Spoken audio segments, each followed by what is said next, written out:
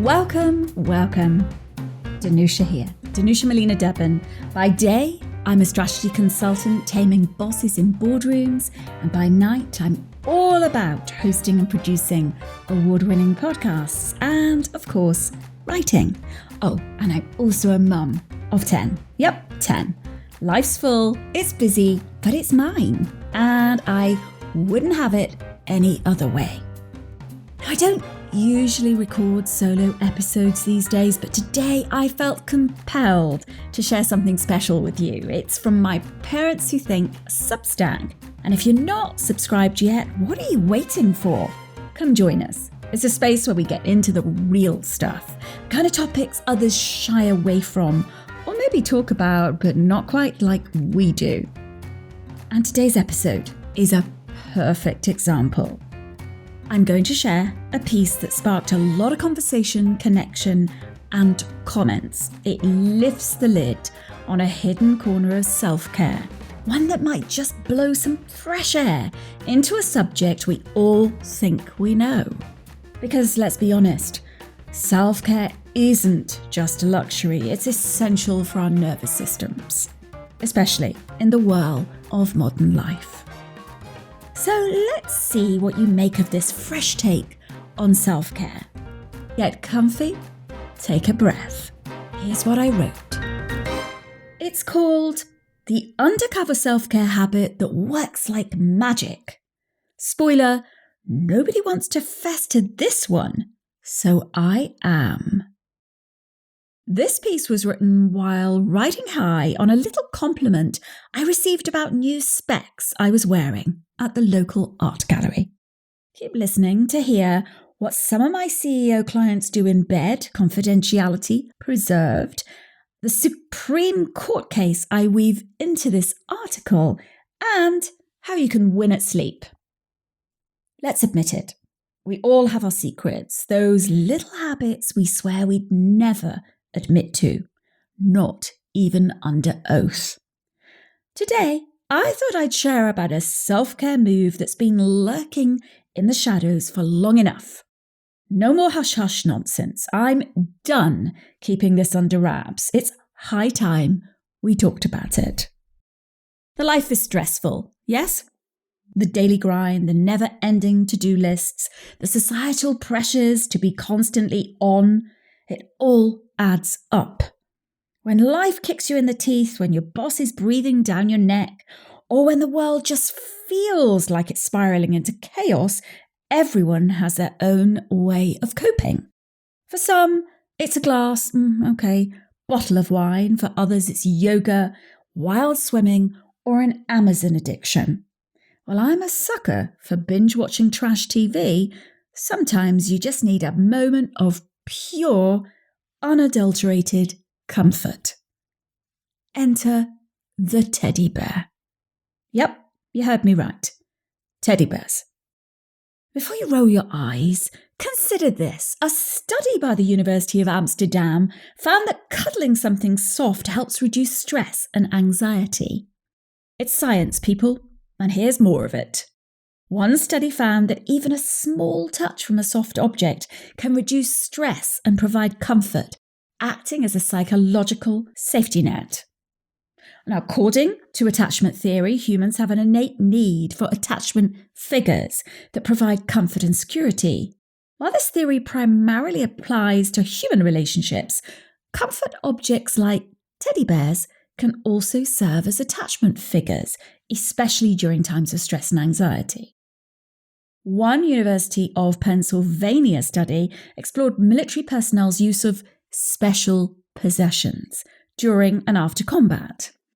This research confirmed they use stuffed animals as transitional objects, a psychological term for an item that provides comfort during times of anxiety or change. Studies on nostalgia and well-being show that sentimental longing for the past has been linked to improved mood and well-being. Cuddling a teddy bear from childhood or a fluffy gift from a beloved can evoke nostalgic feelings which can boost psychological resilience and provide emotional comfort. Turns out, plush, button-eyed, soft toys of joy are not just for kids. Adults are rediscovering the magic of cuddling these stuffed friends. Grown-ass men and women really do snuggle up to their childhood companions to find solace in fluff-filled bundles of comfort. Don't believe me? Let me give you some examples.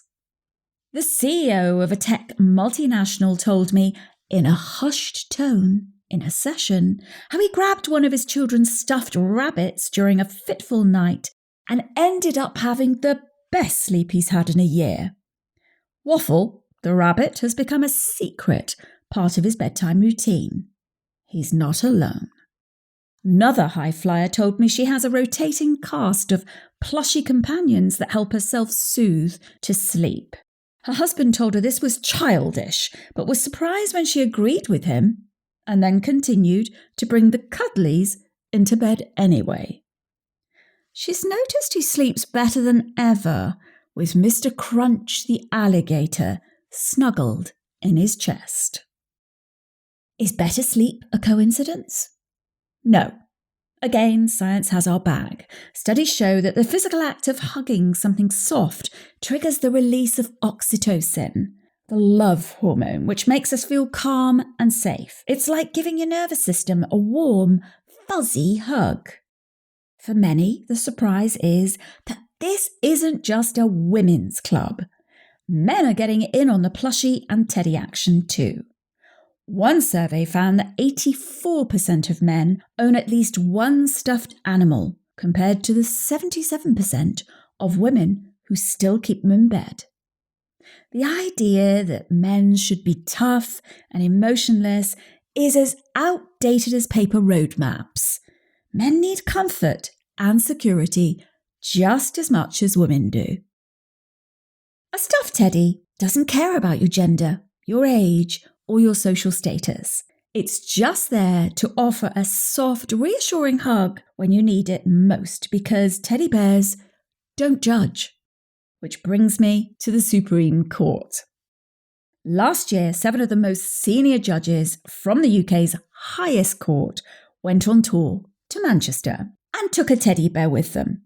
Courtney, named by a public poll on Insta and Twitter, was deployed to preside in court alongside judges in order to soften the Supreme Court image. Now, I wonder who she spent nights with during that tour. But as expected, Courtney keeps her own counsel. It is perhaps no surprise that I turned to stuffed animals during a period of grief. I wrote about the loss of Madeline, my stillborn daughter, in an article on the Parents Who Think Substack. And actually in that article, I refer to a teddy just in passing. Now, this tiny stuffed bear was swaddled with her as company. I'm not enjoying that image, by the way. Which that teddy was later handed to me with her ashes. I treasure this teddy, but it's not the one I hug. My daughter Harriet's fluffy white cat, called Pasha, was her favourite cuddly at the time Madeline died. A few days after I birthed Madeline and returned home, Harriet handed me Pasha and said, "You can have her to hold." At a time when my husband and I grieved differently, Pasha helped soothe me. Sleep was easier with her, and it still is. Several studies show more than 43% of adults who own or once owned a stuffed animal or teddy say they still sleep with one. Squishmallows, Huggimals, and Jellycats, all plush toy brands, have seen interest among adults spike since the pandemic. They attribute this stuffed toy craze to adults yearning to not only connect with their playful inner child, but also to cope with anxiety, stress, and loneliness. With more adults reporting mental health struggles, is it any wonder they're clamouring for squishy friends and weighted plushies? But let's address the stuffed elephant in the room, the stigma. Why is this habit still a secret? In many ways, That's easy to answer. We live in a world obsessed with strength and stoicism, so admitting vulnerability, well, it feels taboo. We're all pretending to be invincible machines or a version of this, but deep down, we crave comfort and connection.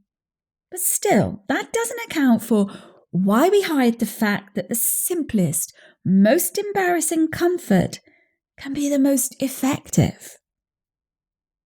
Here's the bold truth. Cuddling a teddy bear is a game-changing self-care move. It's not a sign of weakness. It's a testament to your self-awareness and courage.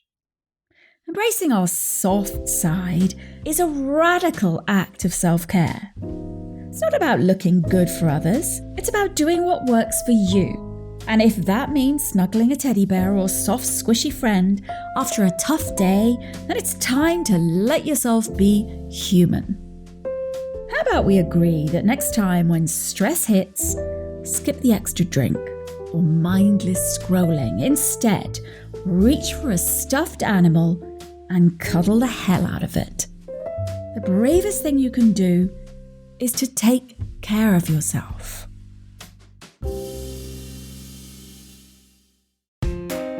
So, what do you think? Do you have a teddy or something you snuggle up with? After I shared this piece, the comments just poured in, over 60 and counting. People came out of the woodwork to talk about their own snugglies, and it was pure magic.